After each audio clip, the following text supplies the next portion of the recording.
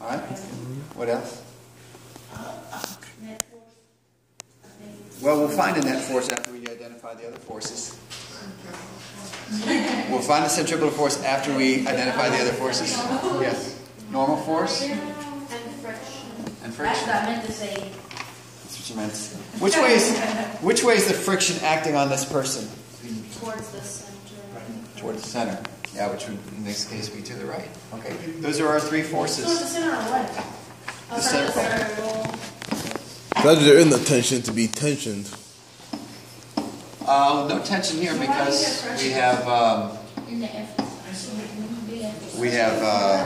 no string. Right. Right. We just have friction. We're pushing up, gravity pulling down. All right, guys. So Astrid, you said find the centripetal force. What's our centripetal force here? Friction. Yeah. Okay. All right. First off, though, B wants us to calculate it. Yeah. There's no more back page. It's on the back of that. It's not the right back. Right.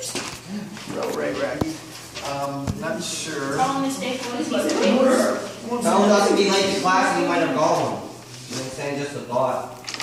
All right. Yeah, You can follow along with your notes, unfortunately, or a blank piece of paper. Can we all go on? Okay. It's folded on itself. Fat leg. Okay. We want to know the centripetal force, right? You're talking about music. How do we calculate centripetal force? F equals. GM1, M2. That's gravitational force. I know it. It's my notes. Is that the MV squared over radius? AC. Oh, no, wait. No. AC, or an AC is also V squared over R. Oh, yeah, I thought the R was squared, not the V, but okay. Okay. We've got all those things. We've got M, we've got V, we've got R. And they use nice numbers so you don't even need a calculator. 500 kilograms, 14 meters per second. We'll square that, and we'll divide that by 50 meters. Okay. 500 divided by 50 is 10. 14 squared is 196. So we get 1,960 newtons. That's the force required to push that car into a circle if it goes that fast. We just saw all our possible okay, great. So you got to talk to Lindsay about that. Okay. For part C. For part C, we want to know the coefficient of static friction. I'm sorry, we want to know that the car is going to be able to make this turn.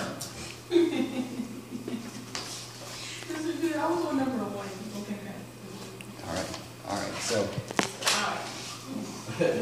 the force of friction is the centripetal force. It's got to provide this much friction in order for the thing to maintain course and not skid off the road. Well, how do you find force of friction? Yeah.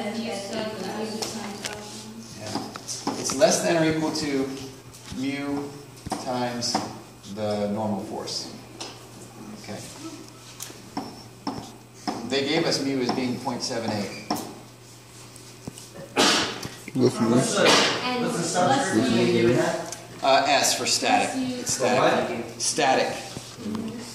When you're dealing with cars on the road, if they're not skidding and squealing, it's static friction. If they are skidding or squealing, it's kinetic friction. You time that by 10. Since the normal force is equal to F of G. Oh, okay, yeah, right. It's mass times G, right? These two are got to be equal. Yeah. So we got 500 kilograms, 9.8 meters per second squared, or you use 10. Fine. So we know that the static friction has to be less than or equal to 3,822 newtons.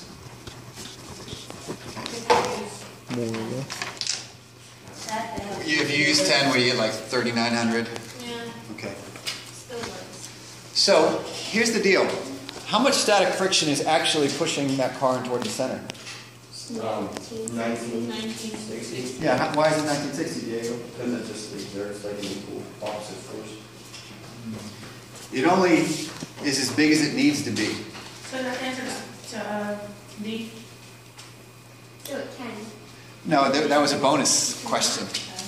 Okay, the bonus question is, hey, well, think about it conceptually. It has to be less. In order for it to go in a circle, this is how much force is needed to go in the circle at this speed. The static friction is only as big as it needs to be, so it's only going to be 1960. It can be up to this much, but it is only 1960. So what would be? So the car could go faster, basically, right? If the car was going faster through this turn, it would require more friction to push it in toward the center, and there's more static friction available for it to go faster. So what's the answer to D? Well, D, what does D ask? So how fast could it go? Well, it could go fast enough to come up with this much Okay, force. 3,850 newtons. Right, for that to be the net force. So for D,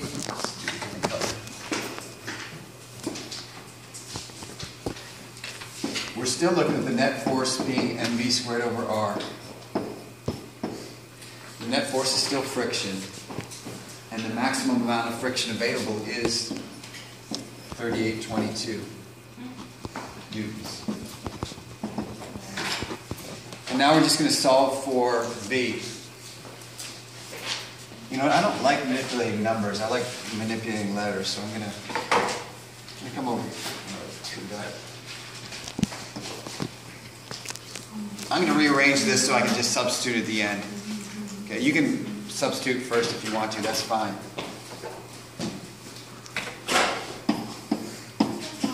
But I'm going to multiply by R over M. And I'm going to find V equals the square root of R times the net force divided by the mass. And now I don't have to worry about making so many errors because I just have to substitute one time.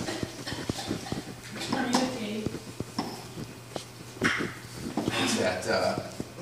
Is it 50? Yeah, 50 meters times 3822 newtons divided by 500 kilograms. And we'll take the square root of all that. Alright. So the car could actually be going 19.5 meters per second through that turn before it starts to crash. Any faster than that, it's going to crash. The last question is so good because I guarantee they're going to ask you about. Sure. Down. It's that the cars wouldn't have to rely on any friction. In fact, you could coat the road with Teflon or ice. You know that? No. And it would keep on going through the circle without crashing.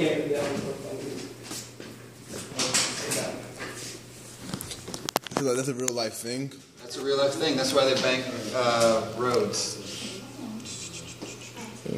Okay, so let's talk about a road that is banked like that. This is the cross section of it. And you still have a car. Let's put away your phone, please.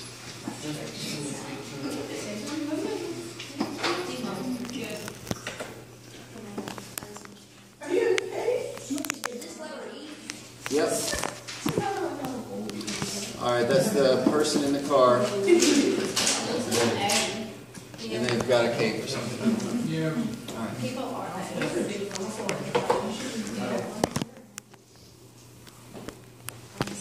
All right, guys. What forces are acting in this case? Gravity.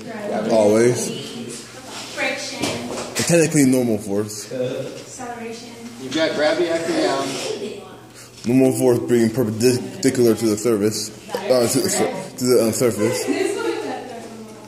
Okay. There's no friction, guys, because they said, how can you bank it? So there wouldn't be any friction. They want to know what this angle is. What's that sweet spot so that the person can go through at a speed of 14 meters per second through this curve, and he wouldn't have to rely on any friction? Those are your only forces. So, Okay, next time. what if I break this down? I'm going to break down my normal force into its x and y components, right? I've got one going straight up, I've got one going straight across. Oh, right. Okay. All right. That's awesome. So, what do I know about these components?